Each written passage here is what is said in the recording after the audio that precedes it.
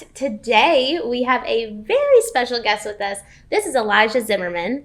And Elijah is, first and foremost, a Jesus follower.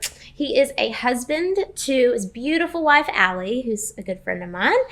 Can the table ever be too big? Can you ever have too many friends? And how do you maintain all these relationships? Like, can it be too much? Could it be too big? Yeah, I mean, that's a good question. And then can it be too big? And then who suffers because of that? Yeah. Right? Mm-hmm. And so, I think the concept, I don't know, Jesus had 12 disciples, right? So you can have a table that is large and you can love on a lot of people. I think what it comes down to a lot of times is like, are those people willing to come to the table to be able to learn? Welcome to the Good Seed Podcast. I'm Allie. And I'm Rachel. Hi, everybody, and welcome back to the Good Seed Podcast. Today, we have a very special guest with us. This is Elijah Zimmerman. And Elijah is, first and foremost, a Jesus follower. He is a husband to his beautiful wife, Allie, who's a good friend of mine, and father to the most precious angel boy, Bennett. He's 3. He's a business owner, so he's a general contractor. He also owns a commercial real estate brokerage as well, and a real estate investor. So he is all around stand-up guy, and I've personally been looking forward to this day ever since we decided we were going to start a podcast. Yeah, I'm so excited for today. So it's going to be really good. Thrilled. It's going to be fun. Well, thanks for being here. So just to give a little bit of background here, so Elijah is like my go-to guy. He is like the guy I call whenever my garbage disposal's broken and I'm FaceTiming you at 10 p.m. or... How do we fix this? Yep. How do I fix this? Or I'm buying this property. I need you to walk through it with me, please. Or life advice, business advice, boy advice. Like, he has really filled like a really big hole in my life since like losing my dad. And he's just very special to me. I don't get emotional talking about a lot of things, but I get kind of emotional talking about you, Elijah. I love you so much. Well, it's an honor. I love you too. And it makes me, helps me feel good about it. It helps me make sure I know that I'm helping and can show up and be present. Yeah. I know that is still a difficult part of your story and the journey. Mm-hmm. And so being able to at least feel some of that, helps, makes me feel better. It makes me feel like I'm doing something. So. Yeah. You're my guy. I'm like, Elijah, you take care of me. And I really appreciate that. I love it. I always tell her, I'm like, I love that you have him. Yes. Like, I absolutely love you guys' friendship. And I think it's a really big blessing. It's such a big blessing. Yeah. And to be honest, girl talk with Elijah, you have no idea how many screenshots I've had from your advice, and I'm like, that's so funny. He crushed it. Yeah. it's so good. He always gives the best advice. Well, I do think about that. So Bennett's turning 3, and so when it comes to what would I tell my son? Mm-hmm. How would I want him to act? How would I want if I do get the chance to have a daughter? What would I tell them? Mm-hmm. And so just to make sure that they feel. This is what needs to happen. No, that's not going to work. No, let's think this through. I think that you would be such a great girl dad. Such a great girl dad.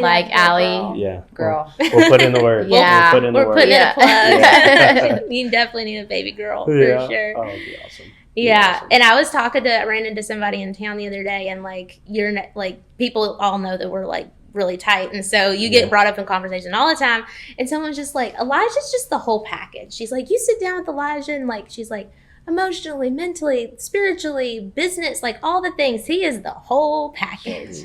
And that's, I think, a great way to put it. Well, thank you. We try, we do good work. I've had good mentors and examples to help get there. And, just try to continue to do that and foster that everywhere I go. Yeah. So. Well, you do a great job of that. And really what we wanted to kind of focus our conversation on today is you and I have these talks all the time. And whenever we introduce ourselves to someone else, or we work together a lot and all these things, we always call each other family. And, you know, I go to church with your family, and your mom's made me lasagna before. And, like, Yeah. you know, like, you just come from such a great family, but you're so inclusive of people, right? And, like, and you always tell me, like, you want to build a bigger table. Yep. And I think that's so special. And that's really, I think, like, one of my absolute favorite things about you. Well, thank you. Yeah. Yeah, that story comes from that's my grandfather's side, my mom's side, my grandfather. That's how he lived his life. Just he had a crazy story himself, and so it's one of my crucibles on how I figure out how to live life. Right. Mm-hmm. He's dropped out of the fourth grade education. Oh. Wow. Had 4 other siblings, so there's 5 of them total, mom and dad, and so they had to pull him out of school because they needed to work. And so he grew up in a tent, living in the cotton fields and orange fields in Texas. Wow. And so that side is Hispanic. So I came across from Mexico. I think we're 5-6 generations back, and that's just what they had to do to survive. And so he would always joke, "Yeah, we didn't know we were poor. We had love. We knew we were loved, and that was it." And so. One, it reminds me, like, we're not too far away from that ourselves, right? Like, I had 25 good years with Grandpa before he passed, and so he'd always call and check and call me back. You know, I know you're busy. Call me back, Neil. And so, but that was how he lived his life, and you know, 30 people, probably more that we don't even know about. They'd call them mom and dad and grandma and grandpa, right? Wow. They had. That's 3 amazing. biological children, but just everybody they would take in people. Families would get disbanded because of, you know, death or divorce or something, and hey, this is your cousin, they're moving in with us, and they would just like take people in. Wow. Or just feed the neighborhood kids. Or they had a restaurant in Arizona before they moved to, and this is later on, but in Arizona before they moved to Nevada, and they would just make extra food and hand it out, and that's just how That's how they amazing. were. So, Really selfless. yeah, That's awesome. They loved people, and they always took care of people. And he didn't die with a whole lot, but he knew that he had some people that loved him, and that he was able to change people's lives, and that really mattered. So he, you know, talk about non-material things. He crushed it at that. Yeah. Just That's crushed incredible. it. So. Yeah, so try to continue to live that on and bring it here. So That's amazing. The legacy. That's Yeah, such an absolutely. incredible legacy to Absolutely. leave, too. Is just like the way that you love on people. that's right. Yeah. Yeah, love on people, see where you can help show up, and that's it. I think at this time in our lives too, it's like we have a toddler, we're building businesses, so you feel like time is limited, right? And so like feeling where you can show up for people, how you can do that, and how you can continue to do that and be intentional about it. So like to your opening comment, like that was very nice, whoever said that, but it was hopefully that person obviously felt heard, because you know, I'll look down, we'll have 75 calls a day, or I don't even check email, but anyways. There's No, a you couple- don't. Yeah, I know, a couple hundred in there. Like, did you read that email? Nope, you sure didn't. Yeah, did you text it to me or tell me on the phone? Because it doesn't exist. It doesn't. Oops. But, you know, that I try to put my phone down, try to be intentional, try to be fully present, because, you know, if you can have that, then that's when you can make impact, and that's when you can help and say, well, what are you working on? What are you dealing with? Like, what questions do you have about the business? Have you found this vendor? Have you thought about it in this way? And like, that's all, those can't happen when you already are loaded up on the front end, and kind of the saying, right? Like, you listen to not reply. You listen, To absorb, understand. and to understand. And so like, if you're not, you can't do that if you're not present and not fully in the moment. Right? Yeah. Before we started, right? I was sending voice messages, made 4 phone calls as you guys were, as we were doing set change, and it was just like, all right, cool. Now I can leave my phone over there and just completely zone in. Yeah. Be So, present. You do a really good Yeah. job of that. Yeah. Well, thank you. Yeah. I feel like I can always do better, but I try to do that with Allie. I try to do that with Bennett. I try to just be just super present, because then it just allows us to have better relationships all the way around, and It then does. everybody else too. Yeah. Yeah. And I think it's huge in the world that we're living in right now, because it's so hard. Like with my kids too, I have 2 toddlers, 3 and 4. Right. Ask Rachel, they don't know what an iPad is. It's awesome. Like they don't, they have, I mean, they can mess around with like a blocked phone, but they'll probably give it back to you because they don't really care about it, right? Right. So being really, really intentional about being present in the moment, that's huge, because it's so hard for us to actually be able to do it, and just implementing that, especially in kids, right? Because giving like them a good foundation to start with. absolutely, and just being present, because they get to enjoy being like, what was our childhood like? Like, we didn't have a phone. We didn't have a computer. We were messing around with like freaking dirt. Exactly. And it was completely fun. different day and age. Absolutely, a different world. So it's really awesome that you're very aware of it, because you're so busy. Right. And it takes like a certain, I think, self-discipline too, to be like, okay, shut down, like just turn everything off and just be like here, present in the moment. So that's awesome that you're like, you're at that point. Yeah. Well, and I can always be better, right? We walked around on the theme parks today, and I had my headphone in and was on stuff in between. But then when it was time to, I'd put it away. Right? Or do what I need to do. But we've got 3 crews running around and 12 active jobs and deals happening. So it's like, okay, there's things that have to move for this to work. And so, you can always be better at it. But I think laying that good foundation and giving that attention is what allows our children to have a good chance, especially with all of the distractions that we have. From phones to people to paying attention to what's going on with their lives every day. Because there's so much. And I didn't have a cell phone until high school. It was T9 text, but but you had to learn how to talk to people first, and it's one thing that they didn't have that young. I think it's a scary world that the kids live in right now. And we always try to protect them as much as, I don't know when my kids will have a phone. Like, it'll probably be 18, but I have no idea. Hold off. It's scary. It's really scary. But that's awesome that you're there. I'm curious, have you always been this way? Or because I didn't meet you until probably 5 years ago or something. And ironically, we grew up a street away from one another. And I had no idea. Hysterical. It's so funny. But but she had to go to private high school in our county. So it wasn't what it was cracked up to be. But is that the way you've always been, of just super inclusive? I imagine you were like a chameleon with all the little groups in middle school and high school, is that the way you've always been? That's funny to think about, but totally. I have been able kind of to flow in and out as things are needed. I did used to think growing up, I'm going to and this is something that has changed, but it's it's almost an Alexander Hamilton, right? Or not Aaron Burr. So you watch Hamilton. So he's like, keep your mouth shut, because I can't remember the quote, but it's, don't let them know what you're against or what you're for. And so that way you have the ability to float, right? And you can go in and out and adapt. But as I've gotten older, I guess, but that allowed me to flow. But then it allowed me to find and identify who I wanted to be and who I want to continue striving to be. And so then it's making those claims and being like, this is our church. This is how we run a family. This is how we operate with friends. This is how we do other things. And so, so a little bit of it, but that probably shifted probably 4 or 5 years ago too, as we started seeing, some of it was during the pandemic. Because when everyone's telling you what to do, then you start questioning everything. And I've always been a contrarian anyways.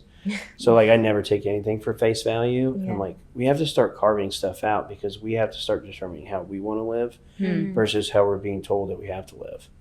And so, a little bit of that when I was younger, but always devil's advocate, making sure. But I know, I feel like, from my observations, it's definitely been the last couple of years that you've really honed in and really grown in your faith. Do you feel like that has had a big impact on these sort of interactions? Yeah, absolutely. So mom's side's Hispanic. Yeah. So I always joke like I'm a recovering Catholic. Like, so I was a cradle Catholic. Had questions just because I always ask questions. Yeah. And Catholicism sometimes doesn't love that, or whatever priest is there. But forgive me, Father, for I've sinned. But at the end of the day, we've really started honing in and figuring out what that looks like. Mm-hmm. And so we ended up finding a church that we really love locally in Lexington. And one of the reasons was because they keep the word first. And it's not to say anything about Catholic not doing that, but you have to go to Mass for 3.5 years every day to get the whole Bible read, right? Like, that's the statistic around it. Okay. And I so, didn't know that. yeah. So you go Never daily been to Mass Catholic for, Mass. yeah. Well, it's it's very traditional, Yeah. which you love because then there's no guessing, right? You Yeah. stand here, Yep. and kneel Regimented. here, right? You know exactly what. Mm-hmm. But I like the idea of being able to really grow in the faith, keeping the word first, so that way you adapt to the word. You don't change. You don't ever change the word. You don't Right. ever change the book. Right. But like how you can proceed and live life, and adapt and be able to fill those. Like, is tithe just 10% of money, or is it time, or is it volunteering, or is it doing, sitting on nonprofit boards? Like, what does that look like? So you can have direct impact that can outlast what you can immediately do now, right? Like, obviously it's important to give, but does that come in time and money and treasure, you know? Yeah, I think the faith thing is huge. And not only that, like, I also come from, like, I was a Catholic, born into it, elementary school, middle school, high school, college. Like, it was, but you don't know what you don't know. So I think that me coming from Puerto Rico, whenever I started, like, traveling outside of the island, I think that my like point of view really like got expanded because I went to like Colombia and like to Dominican Republic, and I did all these things, and I'm like, oh crap, like there's a world out there, right? It's the same with your faith. Like, if you stay, and I'm not saying like go out there and become Satanist and like Buddhism or all that stuff, but it's like you don't know what you don't know. So for me, it was really huge because I think Catholicism, and whenever I went to church, I felt something because they're there reading the scripture to you. But for me, I didn't really feel like I had like an actual connection to it, right? Because it's very scripted. Going home and do it. Yeah, the encouragement of like going home and getting in the Word and doing some of that. It's not that it's not there, but it might not be there. The intimacy with the Lord, I feel, is not really there for me, at least. And when I started looking into like actually expanding my point of view, just when I traveled out of Puerto Rico for the first time, I see it the same way.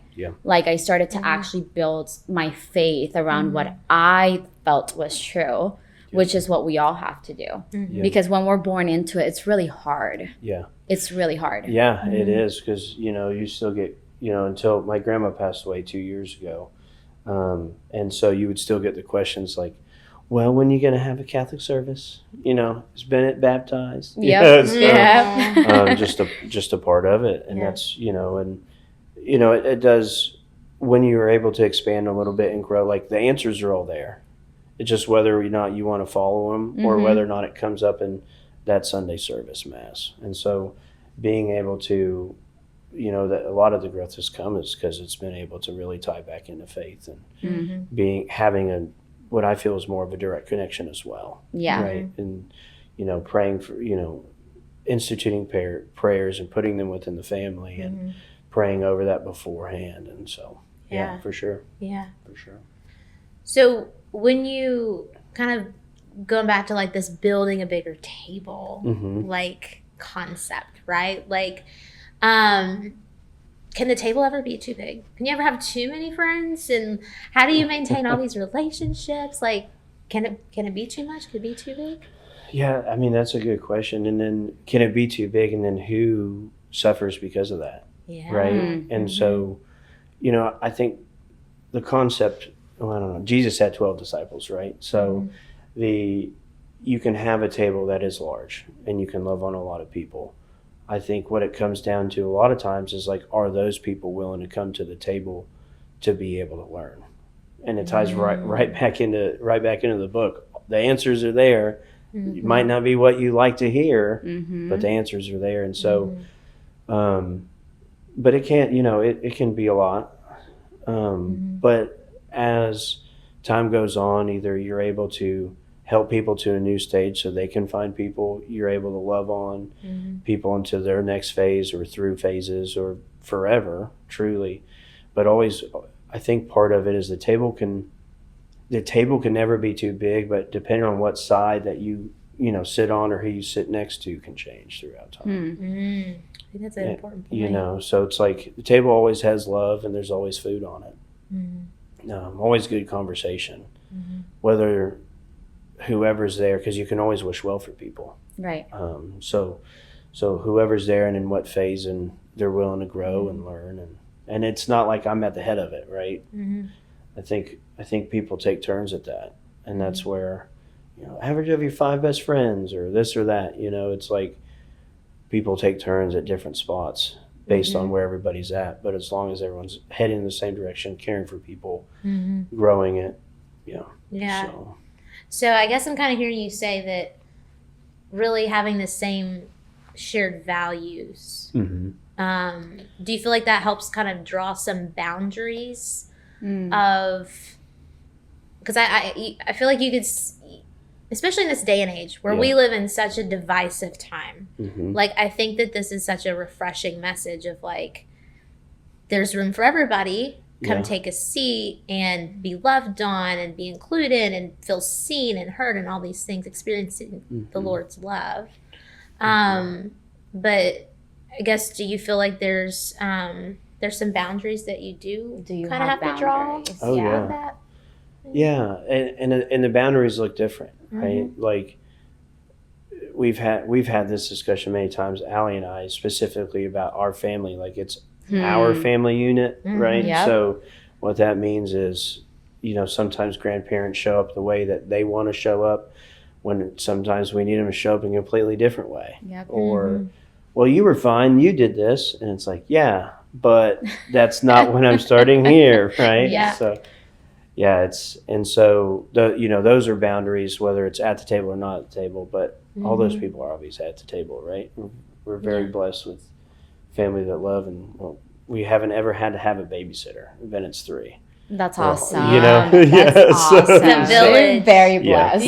So, Allie's like, well, I have 3 on the schedule literally. today. Yeah, you will fight a grandma. That's awesome though. And Yeah. we've actually we were just talking about this yesterday about like when even earlier in one of the episodes that we were recording, because it's like you have your immediate family. When you get married, that becomes the other people, mom, dad, they become your extended family. And if you're not aware of this, your marriage is bound to fail. It's just bound to fail. So it's like my mom, for example, and she, like, we're at a very healthy place now. But when I had my babies, and she will she'll kill me for them. Like, it's like, that's how it works, right? Yeah. But in the beginning, so I'm type 1 diabetic. Okay. And I'm super mindful about their nutrition, and I'm just like very like they don't drink juice, and it's like they have like one-off days, but it's like I don't have juice in my house. They only would drink water and da da da da.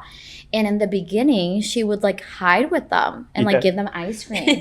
And it would be a full-on fight. Like I would just be like, no, like that's not okay. So now she's like, go ask mommy. And if she says okay, because I had to literally sit down with my old girl and then be like, hey dude, like it's my time to raise kids. These are I gave birth to them, so they go by my rules. And it's a really healthy boundary to set, because you have to lay the foundation, because if not, like, what are you doing? Well, and it's a good example too, is like it can be really difficult. Like our moms did a good job, like our dads did a good job, but like at the end of the day, we're here, and so sometimes that's all I know. Like I tease my mom she's just a professional mom, man, professional grandma. She was lucky enough to stay home with us, and we're very lucky that Allie gets to stay home with Bennett now. Sacrifices are made, going back to the last point too. You said, like, well, who suffers? Unfortunately, sometimes it's Allie. Poor Allie. Like, hey babe, it's 7:00 at night, right before bedtime, and But that's why we do trips and we'll do some solo stuff. But yeah, no, it's you have to set those boundaries, because when they're crossed, and then when you have a boundary that you don't know about and it's crossed and the frustration comes in, the issue comes is then having to try to get back to zero. And so that's, I think, really difficult. And so it's like, then you're crawling out, you're digging out of a hole because you didn't set the boundary, you didn't know it was a boundary. It's messy. And it gets messier. People's And then you're trying to feelings get navigate hurt. everything. Yeah, feelings get hurt. Yeah. So, yeah, continue to set those. And I think, going back to the, thinking about the tables is, I think everyone is welcome. But you can stay longer if those are all shared and you're focused on growth and you're focused on becoming better and you're focused on doing better. Yeah. I think we all can, right? We can't earn our way into heaven, but we can continue to do things that honor the Lord. Right. And that's a part of it. Yeah. That's huge. And like, who you surround yourself with, we talk about this all the time, is just so crucial. And I think as Christians, I just thinking back on like my upbringing, right? Like, I think it can be difficult to have that discernment to there's a fine line between like loving on people and then surrounding yourself with people who aren't in alignment with you and where you're headed and your goals. Right? So I think that's important. Yeah, and figuring out what those are and and even knowing what your goals are, right? Like knowing what they are and knowing if they're against those. And Jesus flipped tables, right? We're talking a lot about tables, but some people are sitting at tables that were meant to be flipped. And so that's a part of like knowing who that is and knowing who that is for the kids. Yeah. Like the one or two friends that are in a bad friend group, that's all it takes. And then that's who they spend the most of their time with. One rotten egg. Yeah. Yeah, absolutely. So, and when family comes into play, because I was talking to this actually with my mom a few days ago, that I was like, we don't choose our family, but you definitely choose who you dedicate your energy and time towards, right? Yeah. So just because blood binds you, like you really, like that's not a good thought process, I believe, because you don't get to choose that, right? So you shouldn't be tied to it either. I think obviously love on them, be very respectful. If they're not aligned with your values, why would you? It's like, I love you from far away, and I'm okay with that, So I think getting to that point of like, and again, going back to like people pleasing, because it's so hard, especially with like you were talking about your grandparents. Oh yeah. And I love my grandparents so much. I would die for them. They're like my grandma. I always tell you, like, she's like, I want to be her. Yeah. Right. Yeah. But at the same time, when I'm in their house and I have to like scold my kids or like put them on timeout, she could cry. Yeah. And I'm still going to be like, I'm mom, right? So it's like, I love you to death. I'm still a mom. Right. Priorities. Yeah. You all did great. Let us do great. Right. This is how we Boundaries. Anticipate that and be able to formulate that. Absolutely. Yeah. For sure. So thinking back on like this legacy that you're building and leaving, right? And like continuing this family tradition. What a cool family tradition of just like loving on people and everybody's welcome and you have 45 grandkids and like that's just so freaking cool to me. Yeah. But like do you like if there's people listening and they're like, wow, this is not like what I came from. Right? Of like this is the legacy that I want to build. Like I want to be that person. Like I want to be the one that that starts this tradition of like having these big family gatherings, or maybe it's literal, maybe it's proverbial, like maybe it's a symbol of some sort. But like what actionable takeaways, like how does someone get started with making this their legacy of building a bigger table, including people, loving on people? How does somebody get started with building that legacy? It can be as simple as taking the time out of the day to write a handwritten note and send it to somebody, right? I love handwritten notes. It's just, yeah, don't we all? We're like, this is the only piece of the mail you open. Yeah. And everything for the last 2 weeks you throw away. Yeah. Bills. Bills. Yeah. Bills, more coupons. I mean, it could be as simple as that. Something I'm doing within the business is, so we've got people from all walks of background in the contracting world. So we have a few Ukrainians that work with us, and their Awesome. community is fantastic. Like the guys are amazing. The families. I took one of them home the other day, and the door was open, and his mom was waiting, and so they like invited us in. Like I was there for 2 hours eating. It's Aw, like That's I awesome. love turned into it. like Yeah. 6 or 7 courses. I said, Yeah. this is the closest I felt to grandma and grandpa. That's Aw. amazing. Oh yeah, it was. They're it That's was, sweet. so cool. It was awesome. Those Good. are sweet people. Yep, Yeah. great guys. So it's like, all right, how can you help build them? What questions do they have? What goals do you have? And so like very literally, like I've created a template so that way we can sit down and have those goals. I don't care if it's within the business or without of the business. I'd rather it be a mix, truthfully. Like, so If you you- sit down with your and- employees and you're like, we're goal setting. Like, this is not about me in Yep. the business. This is about Right. you. Where do you want to go and how can I get you there? Yep. That's awesome. Like Mhm. that, not every boss Yeah. does Well- that. That's amazing. Well, and we can always do better, but some of them aren't written down, and we need to, right? We need to find the time to do it. But Yeah. truthfully, it's like, oh, you want to lead other people? All right, now one of the crews has 2 of his stepsons working with him when he was solo for 7 years working. And that's just been in the last 6 months. The others who want to build families, and so they want to be able to have their wife stay at home as well and take care of the kids and build a good community at home. And so it's like, all right, so real estate's a good way to do that. He's like, well, I own some land. I'm like, all right, well, here are the plans. Here's how we have to do it to make it happen, right? And it's being able to help them unlock things that I've either seen or I can call somebody and figure out.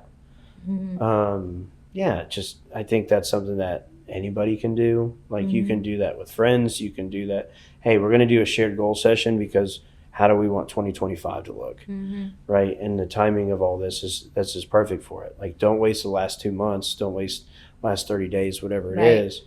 But what do you want 2025 to look like?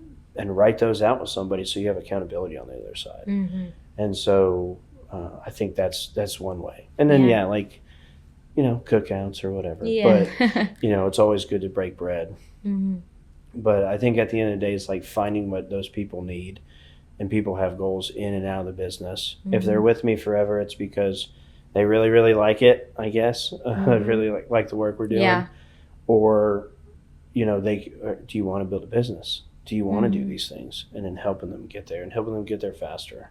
So I think that's so cool where you are, because I think a true friendship, and you are this friend, right? And Allie and I have this sort of friendship too of like iron sharpens iron. Yep. Like a true friend is not just going to stand by and let you be stagnant or let life pass you by.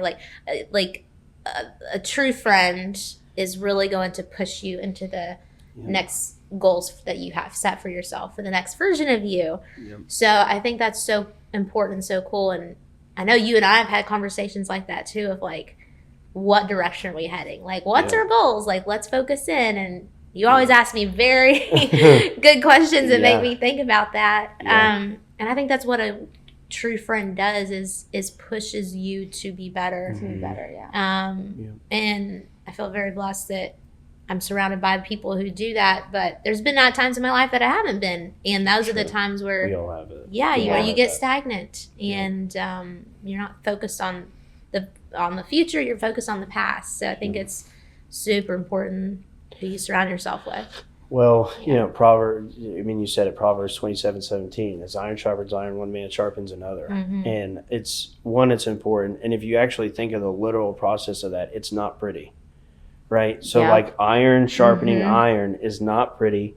It's not, it's not soft, right? And so like that comes with constructive criticisms. That comes with, hey, have you thought about it this way? That comes with zoom out. It's not that big of a deal. Yeah. Right. And it's, again, none of us have all the answers. Right.